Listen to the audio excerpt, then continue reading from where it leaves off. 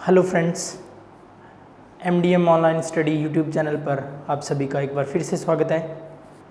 MDM higher education college Rai Singh Nagar की तरफ से एक और class BSc first year botany students के लिए।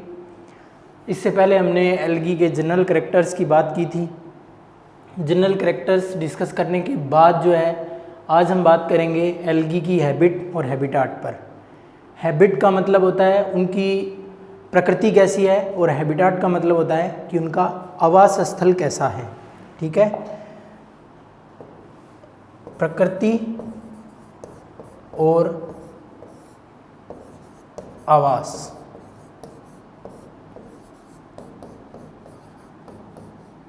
ये जो टॉपिक है वो आज हम डिस्कस करेंगे। चलिए बात करते हैं। पहले एक ओवरव्यू ले लेते हैं कि एल्गी जो है ये कैसे क्लासिफाई करते हैं हम आवास स्थलों के आधार पे। देखिए, एल्गी जो है उनको तीन मेन आवासों के आधार पे तीन मेन कैटेगरीज में बांटा जा सकता है। सबसे पहले एल्गी वो होंगे जो एक्वेटिक होंगे या जिनको हम बोलेंगे जलीय। ठीक है, दूसरे टाइप के एल्गी वो होंगे जिनको हम बोलेंगे टेरेस्ट्रियल या स्थलीय, और तीसरे टाइप के एल्गी वो होंगे जो किसी विशेष परिस्थिति या किसी अनयूजुअल हैबिटाट में पाए जाएंगे। अनयूजुअल का मतलब होता है कि जहाँ पे बहुत ज़्यादा गर्मी या बहुत ज़्यादा ठंड होती है। अनयूजुअल हैबिटाट, अनयूजुअल का मतलब कि जहाँ पर बहुत ज़्यादा गर्मी या बहुत ज़्यादा सर्दी जो है वो पाई जाती है, इसको बोलते हैं हम असामान्य आवास वाले। इसको क्या बोलते हैं हम? असामान्य आवास वाले। तो तीन मेन कैटेगरीज होगी, एक्वेटिक जलीय, टेरेस्ट्रियल स्थलीय और अनयूजुअल या अप्राकृतिक या असामान्य आवास। इन तीन कैटेगरीज के तहत आज जो है हम एल्गीज का डिस्कशन जो है वो करेंगे। ठीक है, सबसे पहले हम बात करेंगे कि ये जो एक्वेटिक एल्गी है ये कितने टाइप की होती है। ठीक है, अगर आप इनको नोट करना चाहें तो नोट कर सकते हैं। उसके बाद में ये एक्वेटिक एल्गी जो है ये सबसे पहले डिस्कस करेंगे। तो एक्वेटिक एल्गी जो होंगे वो दो टाइप की मेन जो है कैटेगरी जो है उनमें डिवाइड करेंगे। एक्वेटिक में पहला टाइप रनिंग वाटर में मिलने वाले, रनिंग वाटर या बहता हुआ जल, बहता हुआ जल। देखिए, जितने भी एल्गीज हैं उनमें बहुत सारे एल्गी, मतलब मोस्ट ऑफ द एल्गी जो हैं वो एक्वेटिक होते हैं। एक्वेटिक का मतलब कि जो पानी में रहते हैं। अब पानी में रहने वालों में फ्रेश वाटर के तहत आएगा, फ्रेश वाटर के तहत आएगा पहले टाइप का रनिंग वाटर, जो फ्रेश वाटर होगा, और जो बहता हुआ जल। अब ये फ्रेश वाटर जो होगा वो बहता हुआ जल कहाँ मिलेगा? सबसे पहली बात, कहाँ मिलेगा वो? तो देखिए, नदी, झील। फ्रेश वाटर का मतलब तो समझते हैं ना, फ्रेश वाटर का मतलब जो मीठा पानी होता है, मीठा या साफ पानी। ठीक है, तो ये नदी, झील, जहाँ बहता हुआ जल होगा। ठीक है, झरना, ये सारे जो स्रोत होंगे वो क्या होंगे? बहते हुए जल के स्रोत होंगे। अब ये जितना भी पानी होगा वो समुद्री पानी नहीं होगा। वो कौन सा जल होगा? वो फ्रेश वाटर होगा, मीठा या साफ पानी होगा। और इस रनिंग वाटर में मिलने वाले जो एल्गी होंगे उनका एग्जाम्पल जो है वो होगा वॉल्वॉक्स। क्या होगा? वॉल्वॉक्स। उसके बाद जो दूसरा टाइप होगा जो पानी खड़ा होगा वो होगा, ठीक है। तो बी जो रनिंग वाटर और बी जो होगा वो होगा स्टेगनेंट वाटर, स्टेगनेंट वाटर या ठहरा हुआ जल, ठहरा हुआ जल। ठहरे हुए जल के स्रोत जैसे तालाब हो गया, ठीक है। उसके अलावा जो गड्ढों में पानी भर जाता है इधर उधर वो हो गया। जितना भी जो भी पानी खड़ा रहता है जो चलता नहीं है, तालाब हो गया, या जैसे आपके बहुत बड़े अगर वाटर बॉडीज़ लोगे तो जो झीलें जो बरसात से भर जाती हैं, ठीक है, उन झीलों में भी पानी जो है वो खड़ा रहता है, ठीक है। तो बरसाती झीलें भी जो है वो इसमें आएंगी, बरसाती झीलें। अब इस पानी में रहने वाले जो एल्गी होंगे उनके एग्जाम्पल जो है मैं यहाँ लिख देता हूँ। उनके एग्जाम्पल जो हैं वो होंगे उडोगोनियम, उडोगोनियम ये एल्गी के नाम हैं, और दूसरा है क्लेमाइडोमोनास, माइडोमोनास। तो ये जो हैं ये नाम है। अब देखिए हमने फ्रेश वाटर में पहला टाइप पढ़ा रनिंग वाटर, उसमें एग्जाम्पल जो था वो क्या था, वोल्वॉक्स का था, ठीक है। अभी मैं आपको इस वोल्वॉक्स और ये उडोगोनियम क्लेमाइडोमोनास ये दिखाऊंगा, आपको डायग्राम दिखाऊंगा इनके। जो दूसरा टाइप पढ़ा हमने फ्रेश वाटर में वो पढ़ा हमने स्टेगनेंट वाटर या ठहरा हुआ जल, उसमें हमने पढ़ा उडोगोनियम क्लेमाइडोमोनास जो इनके एग्जाम्पल हैं। और ये ठहरा हुआ जल कहाँ होता है, तालाब या बरसाती झीलों में, ठीक है। तो अब हम इसके जो है वो देख लेते हैं एग्जाम्पल। पहले ये जो आपको दिखाई दे रहा है ये कारा जो है उसका एग्जाम्पल है। ये कारा जो है ये उडोगोनियम जिस कैटेगरी में आता है उसी कैटेगरी में ये जो कारा है वो आएगा। कारा का जो प्लांट होता है वो मैक्रोस्कोपिक प्लांट होता है। मैक्रोस्कोपिक का मतलब जो बड़ा प्लांट होता है, और उसको आप जो है वो सीधा हाथ में लेके देख सकते हैं, इतना बड़ा होता है, माइक्रोस्कोप के नीचे देखने की ज़रूरत नहीं होती। तो ये जो मेन प्लांट बॉडी होती है इसकी, और ये जो ब्रांचेस सी निकली हुई दिख रही हैं, ये जो है इसमें पार्श्वीय शाखाएं जो है वो निकलती हैं, ब्रांचिंग होती है इसमें, ठीक है। और यहाँ पे अब ये जो है अपने सिलेबस में भी है, तो जब अपने डिस्कस करेंगे कारा को एलिबरेटली तब हम जो है इसके बारे में और गहराई से जान पाएंगे, ठीक है। दूसरा एग्जाम्पल जो है वो है इसका उडोगोनियम। ये उडोगोनियम जो है ये माइक्रोस्कोपिक एल्गी होता है। ये क्या होता है, माइक्रोस्कोपिक एल्गी होता है। ये माइक्रोस्कोपिक होता है, आप सिर्फ माइक्रोस्कोप के नीचे इसको देख सकते हैं, ठीक है। तो माइक्रोस्कोपिक एल्गी होता है ये PIC, माइक्रोस्कोपिक एल्गी होता है।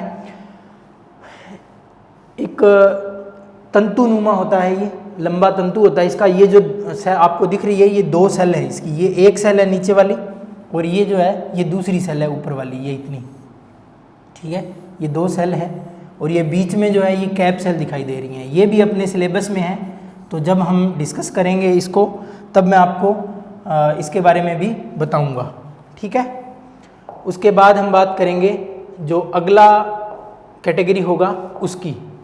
ये वोल्वॉक्स, और देख लीजिए आप ये एग्जांपल, ये हाइड्रोडिक्टियन है और ये वोल्वॉक्स है। अभी मैंने बताया था हाइड्रोडिक्टियन और वोल्वॉक्स, और हाइड्रोडिक्टियन जो है वो भी बहते हुए पानी में मिलेगा आपको, और वोल्वॉक्स जो है वो भी रनिंग वाटर या बहते हुए पानी में मिलेगा। अब देखिए वोल्वॉक्स में कुछ विशेष बातें, कुछ विशेष चीज़ें होती हैं। क्या होती हैं कि जो वोल्वॉक्स होता है उसकी एक कॉलोनी होती है, ठीक है। उस कॉलोनी को कहते हैं सिनोबियम। क्या कहते हैं, सिनोबियम, ठीक है। और ये सिनोबियम जो है इसकी विशेषता ये होती है कि इसमें नंबर ऑफ सेल्स जो हैं, कोशिकाओं की संख्या जो है वो निश्चित होती है। 4 होगी, 8 होगी, 64 होगी, 38 होगी, मतलब जितना नंबर जिस स्पीसीज़ में फिक्स किया हुआ है नंबर उतना ही होता है, उससे कम या ज़्यादा नहीं होते हैं। इस कॉलोनी ये जो पूरा फुटबॉल नुमा आपको स्ट्रक्चर दिख रही है, इसको हम बोलते हैं, ये जो फुटबॉल नुमा स्ट्रक्चर दिख रही है इसको हम बोलते हैं सिनोबियम। और इसमें वोल्वॉक्स की बहुत सारी सेल्स प्रेजेंट होती है। ठीक है, ये जो आपको बिंदु से दिख रहे हैं ये इसकी सेल्स है। इसकी प्रत्येक सेल जो है वो जो क्लेमाइडोमोनास है उसके जैसी होती है। ठीक है, क्लेमाइडोमोनास का एग्जांपल जो है वो और देख लेते हैं। ये क्लेमाइडोमोनास है, बाईफ्लैजिलेटेड यूनिसेलुलर एल्गी होता है ये। ठीक है, ये भी जो है आपको स्टैग्नेंट वाटर में मिलेगा, स्थिर जल जो होता है उसमें मिलेगा। ये कहाँ मिलेगा आपको? स्थिर जल में मिलेगा। ठीक है, वोल्वॉक्स की जो प्रत्येक कोशिका होती है उसकी समानता होती है।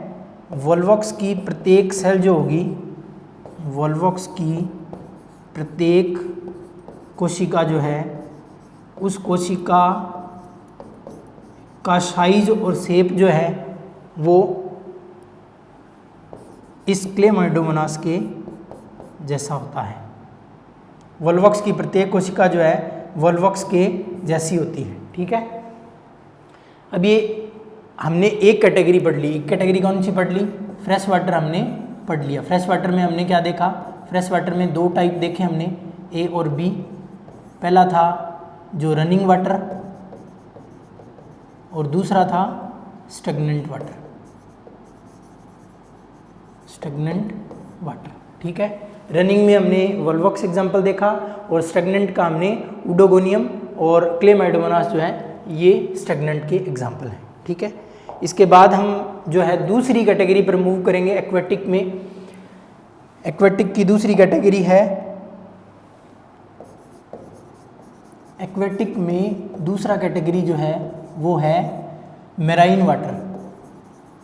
मैराइन वाटर या जिसको हम बोलते हैं समुद्री शैवाल या समुद्री पानी में मिलने वाली शैवाल। ठीक है, ये आवास है।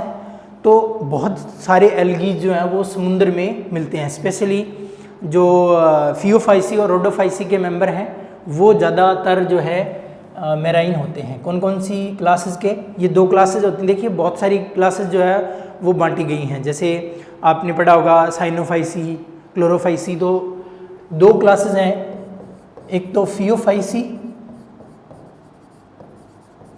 और एक है रोडोफाइसी। एक है रोडोफाइसी। ये दोनों क्लासेस जो हैं इनको भूरे शैवाल बोलते हैं, भूरे शैवाल, और इनको बोलते हैं लाल शैवाल। लाल शैवाल। तो समुद्र में जितने भी शैवाल मिलते हैं, समुद्र में जितने भी शैवाल मिलते हैं उन शैवालों में अधिकतर जो है वो क्या होते हैं? वो रोडोफाइसी या फियोफाइसी के मेंबर होते हैं। अब देखिए ये समुद्र है, समुद्र का पानी जो है बहता नहीं है, मतलब नॉर्मली नदियाँ जो है समुद्र में आके गिरती हैं और पानी जो है एक जगह इकट्ठा होता रहता है। अब जो प्लांट है वो भी जैसे आपने सुना होगा कि दो टाइप के हम प्लांट जो है वो पढ़ते हैं। एक तो हम पढ़ते हैं फाइटो प्लैंकटन, प्लैंकटन, फाइटोप्लैंकटन, या ये जो नॉर्मली जो फाइटोप्लैंकटन्स है इनको पलवक कहा जाता है। क्या कहा जाता है? पलवक। ठीक है, और फाइटो है इसका मतलब पादप पलवक। ठीक है, अब फाइटोप्लैंकटन्स कौन से होंगे? फाइटोप्लैंकटन्स वे होंगे, वे शैवाल जो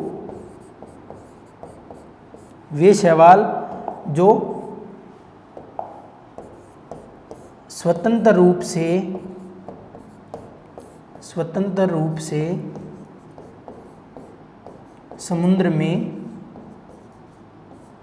समुद्र में तैरते हैं।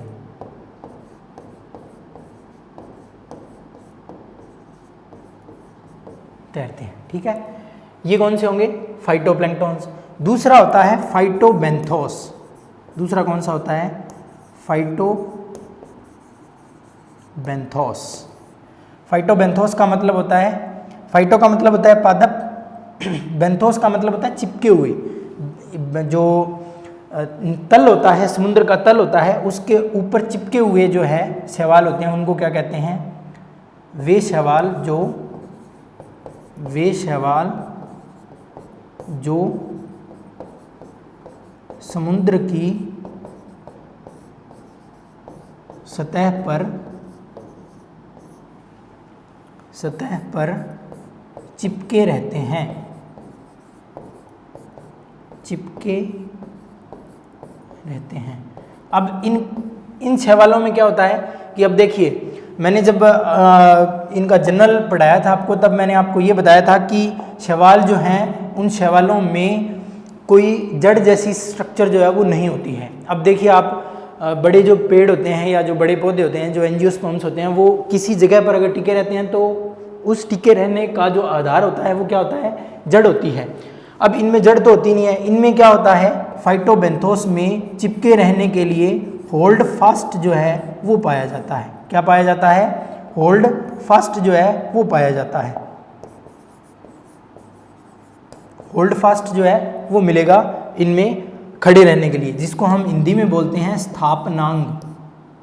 स्थापनांग जो स्थापित करने के लिए अंग जो होता है उसको स्थापनांग बोलते हैं। तो ये स्थापनांग जो है वो इनमें मिलेगा फाइटोबैंथोस में, जो समुद्र की तली पर या सतह पर चिपके रहते हैं। तली पर या सतह पर चिपके रहेंगे, उनको क्या बोलते हैं हम, फाइटोबैंथोस। ठीक है। अब ये जो समुद्री शैवाल होते हैं, मतलब लाल और भूरे शैवाल होते हैं, इनका एग्जाम्पल जो है वो देख लेते हैं हम। ठीक है। इनका एग्जाम्पल जो होता है वो होता है एक तो फ्यूकस। ठीक है, ये भूरा शैवाल होता है। अब देखिए ये लाल कलर में आपको दिखाई दे रहे हैं, तो ये क्या है, ये रेड एल्गी है। ये क्या है, ये रेड एल्गी है। ये रेड एल्गी है। रेड एल्गी किसका मेंबर होगा, रोडोफाइसी का। और ये जो है ये भूरे शैवाल होते हैं, फ्यूकस इसका एग्जाम्पल है। और ये फ्यूकस जो है ये किसका कौन सी क्लास का है, ये है फियोफाइसी का। और ये कौन सी क्लास का है, ये रोडोफाइसी का।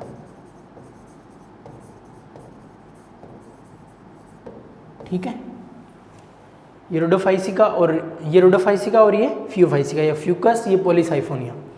थोड़ा सा मैं बता दूं, फ्यूकस जो है वो नॉर्मली जो है पत्ती जैसा दिखाई देता है। जो लीफ होती है, बड़े बड़े लीफ होते हैं, उनके जैसा दिखाई देता है। अब पत्ती जैसा होता है, जड़ तना पत्ती जैसी कोई स्ट्रक्चर जो है इनमें नहीं होती है, क्योंकि ये क्या होते हैं, ये थैलोफाइट्स होते हैं। ये क्या होते हैं, एल्गी जो है वो सारे क्या होते हैं, थैलोफाइट्स होते हैं। और थैलोफाइट्स उन प्लांट्स को कहते हैं जिनमें जड़ तना और पत्ती जो है में विभेदित शरीर नहीं पाया जाता। ये पॉलीसाइफोनिया है। पॉलीसाइफोनिया, अब इस शब्द का मतलब ये अपने सिलेबस में है, इसको पढ़ेंगे। थोड़ा सा मैं आपको बता दूं, जो पॉलीसाइफोनिया है उस पॉलीसाइफोनिया में जो बॉडी होती है, प्लांट बॉडी जो होती है, प्लांट बॉडी जो होती है वो, पॉली का मतलब होता है बहुत सारे और साइफन का मतलब होता है पाइप। तो प्लांट बॉडी जो है वो बहुत सारे पाइप जैसी दिखाई देती है। बहुत सारे पाइप जो है वो जुड़े हुए हैं, ऐसी दिखाई देती है। इसलिए इसका नाम जो है वो क्या रखा गया है, पॉलीसाइफोनिया रखा गया है। एक छोटी सी बात मैं आपको बता दूं, क्लासिफिकेशन हमने किया नहीं है, लेकिन जब हम वहाँ डिस्कस करेंगे तब मैं आपको ये बात फिर से बता दूंगा। जितने भी नाम लिखे जाते हैं साइंटिफिक नेम, जैसे हमने इसका पॉलीसाइफोनिया लिखा है, इसका फ्यूकस लिखा है, पीछे क्लेमाइडोमोना, सूडोगोनियम ये लिख के आए थे हम।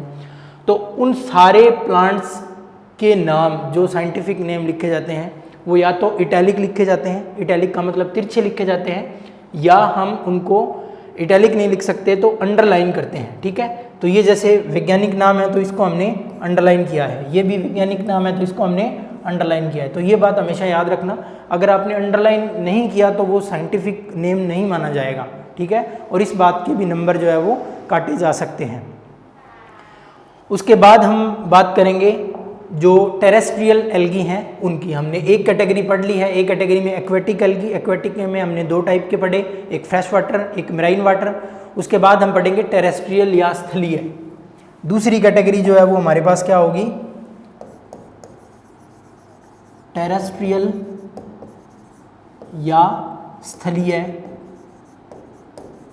अब देखिए कुछ शैवाल ऐसे होते हैं जो ज़मीन होती है उसके ऊपर रहते हैं, और कुछ शैवाल ऐसे होते हैं जो ज़मीन के बिल्कुल नीचे वाली सतह के ऊपर जो है वो पाए जाते हैं। अब इसको भी हम दो भागों में बांट सकते हैं। पहला भाग जो सतह के ऊपर रहते हैं, सतह के ऊपर रहते हैं, जो सतह के ऊपर रहते हैं उनको हम बोलते हैं, सतह के ऊपर जो रहते हैं उनको हम बोलते हैं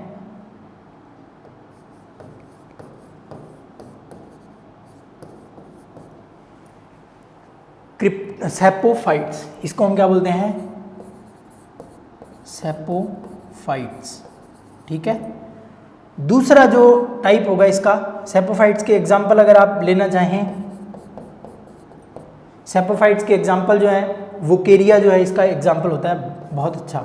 और वोकेरिया जो है वो नम और गीली जगह जहाँ मिलेगी उस जमीन के ऊपर जो है वो पाया जाएगा। वोकेरिया इसका एग्जाम्पल हो गया। अब इसमें दूसरी कैटेगरी जो है उसकी बात करेंगे तो वो हो जाएगी सतह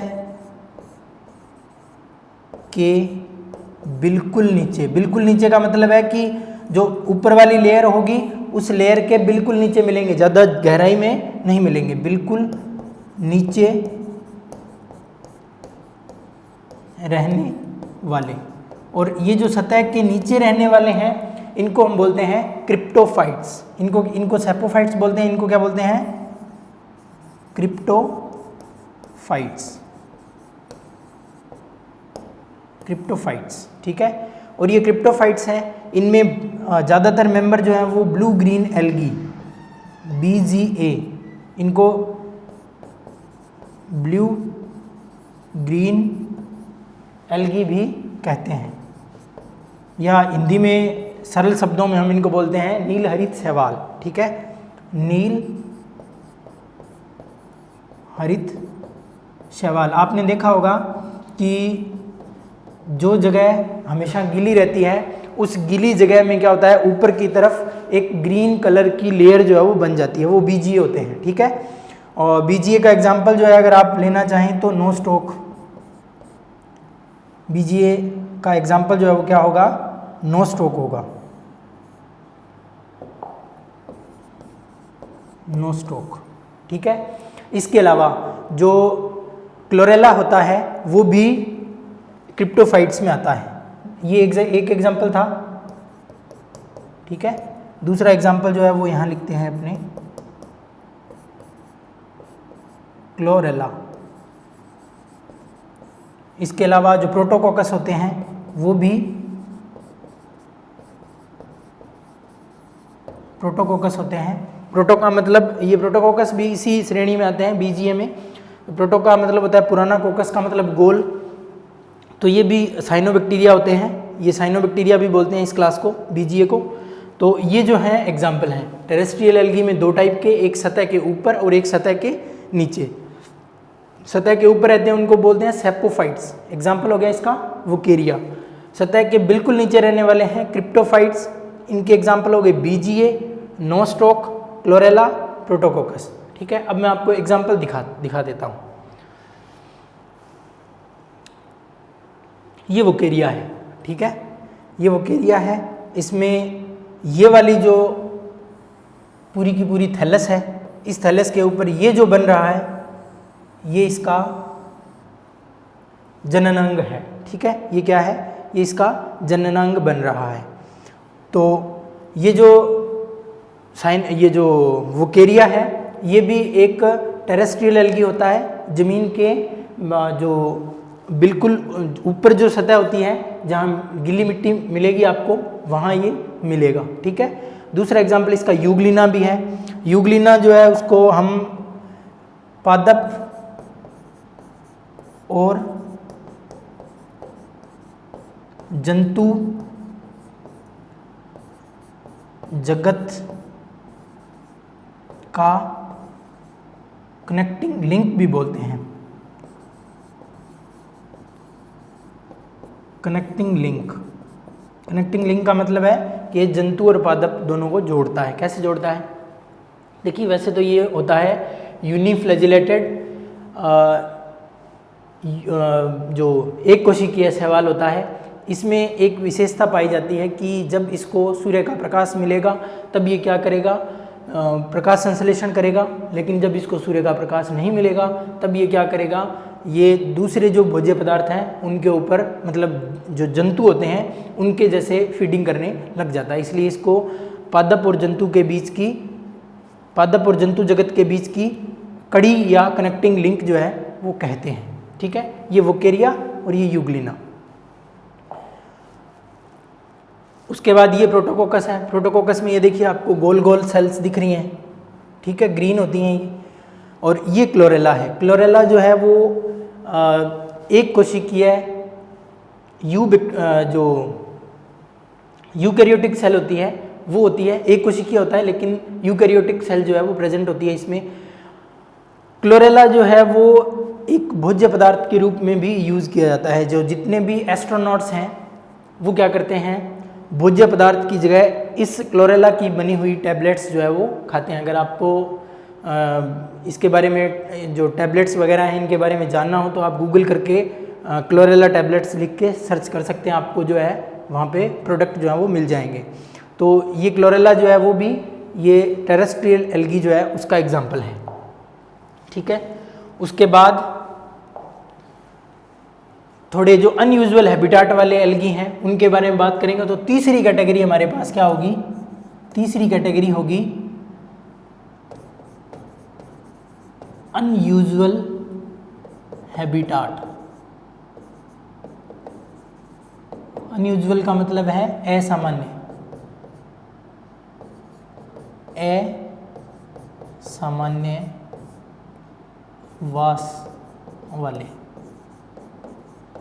देखिए असामान्य वास में क्या हो सकता है, आपके पास बहुत ज़्यादा ठंड जो है वो हो सकती है, बहुत ज़्यादा लवणीय पानी हो सकता है, किसी दूसरे पौधे के ऊपर पाए जा सकते हैं, किसी दूसरे एनिमल के ऊपर पाए जा सकते हैं, किसी दूसरे एनिमल के अंदर मिल सकते हैं, या जो परजीवी होते हैं, जो पैरासाइट होते हैं वो भी इसी कैटेगरी में आएंगे, या जो सिम्बायोटिक जो एसोसिएशन वाले एल्गी होते हैं वो भी इसी कैटेगरी में आएंगे।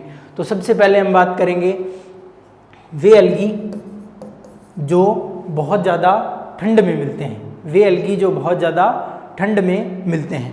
अब जो ठंड में मिलेंगे उनको हम बोलते हैं क्रायोफाइट्स। क्या बोलते हैं, क्रायोफाइट्स। जैसे आपने क्रायो प्रिजर्वेशन सुना होगा। क्रायो प्रिजर्वेशन का मतलब होता है कि बहुत ज़्यादा कम टेम्परेचर पर, माइनस टेम्परेचर में जब चीज़ों को प्रिजर्व करके रखा जाता है, संरक्षित करके रखा जाता है, तो उसको हम क्या बोलते हैं, क्रायो प्रिजर्वेशन।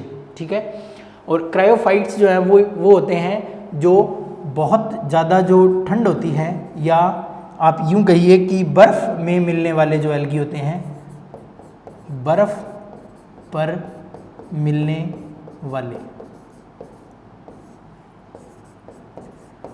बर्फ़ पर मिलने वाले एल्गी जो हैं वो क्या होते हैं, ये होते हैं। अब ये देखिए, ये आपको एग्जाम्पल दिख रहा है, ये हिमेटोकोकस निवालिस का है। ठीक है, ये इसी का एग्जाम्पल है, इस क्रायोफाइट्स का। ये हिमेटोकोकस निवालिस जो है ये क्या करता है, ये बर्फ़ का रंग जो है वो लाल कर देता है। बर्फ़ का लाल रंग जो है वो किसकी वजह से होता है, इसी की वजह से होता है। एक इसमें आता है क्लेमाइडोमोनास येलोस्टोनेंसिस। ठीक है, क्लेमाइडोमोनास येलोस्टोनेंसिस, उससे क्या होता है कि जो बर्फ़ है उसका रंग कुछ पीला या हरा जो है वो हो जाता है, या इनके बीच का मिक्सचर सा जो रंग है वो आता है क्लेमाइडोमोनास येलोस्टोनेंसिस से। क्लेमाइडोमोनास येलोस्टोनेंसिस। ठीक है, ये क्या करता है, ये पीला हरा रंग जो है वो देता है बर्फ़ को। ठीक है, अब जहाँ भी ये हिमेटोकोकस निवालिस आपको मिलेगा बर्फ़ के ऊपर, वहाँ की बर्फ़ जो है वो लाल दिखाई देगी। आपको यूँ लगेगा कि इस बर्फ़ के ऊपर किसी का खून गिरा हुआ है। ठीक है, तो ये बिल्कुल रेड कलर का होता है। देखिए आपने अगर हीमोग्लोबिन पढ़ा हो तो हीमोग्लोबिन को हीम शब्द जो है वो लाल रंग के लिए आता है। ठीक है, तो ये भी लाल रंग होता है, इसलिए इसका नाम जो है वो हिमेटोकोकस निवालिस लिखा जाता है। क्या लिखा जाता है, हिमेटोकोकस निवालिस, हिमेटोकोकस निवालिस। ठीक है, उसके बाद अगर अगली अनयूजुअल हैबिटाट की बात करें तो हमारे पास आएगी, अगला जो पार्ट है अनयूजुअल हैबिटाट में वो है हेलोफाइट्स, या ये जो एल्गीज हैं इनको अत्यधिक लवणीय जल में मिलने वाले एल्गीज कहा जाता है। अत्यधिक लवणीय जल में मिलते हैं। अत्यधिक लवणीय जो पानी है वो, जो समुद्र का पानी है वो लवणीय होता है, लेकिन अत्यधिक लवणीय पानी जो है वो झील, जैसे अपने राजस्थान में सांबर झील है, तो वो जो लवणीय झीलें हैं जिनका पानी बहुत ज़्यादा खारा है, उन जो स्रोत हैं पानी के उनमें मिलने वाले जो एल्गीज हैं वो हेलोफाइट्स होते हैं। इसका एग्जाम्पल जो है वो एंटीरोमॉर्फा है। ठीक है, इसका एग्जाम्पल क्या है? एंटीरोमॉर्फा। तो आज की क्लास में इतना ही पढ़ेंगे हम। इसके आगे का जो बचा हुआ पार्ट है वो अगली क्लास में डिस्कस करेंगे। अगर आपको ये वीडियो अच्छा लगा हो तो आप इसको लाइक करें, शेयर करें, दूसरे लोगों तक भी पहुंचाएं। और अगर आपका कोई क्वेरी है तो आप कमेंट बॉक्स में कमेंट करके अपना जो सवाल है या जो अपना क्वेश्चन है या अपना डाउट है वो पूछ सकते हैं। Thank you.